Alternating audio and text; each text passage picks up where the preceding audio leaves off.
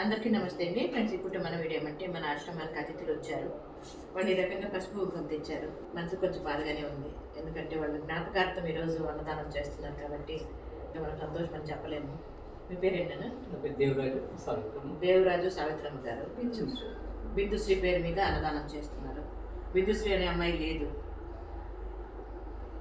మాటలు చెప్పాలంటే అమ్మాయిని అత్తగారింట్లో హింస పెట్టి అమ్మాయి ఈరోజు మనకు లేదనుకోవాలి. వాళ్ళు వచ్చినప్పటి నుండి ఏడుస్తున్నారు. వాళ్ళ మాటలు వాళ్ళ ఏడుపు చూసి నాకైతే మనసు తరక్కుపోతుందండి.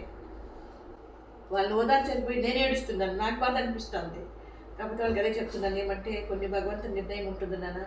మీరు బాధపడి ఏడుస్తే ఆ పాపకు ఆత్మశాంతి కలగదు. మీరు సంతోషంగా ఉండండి.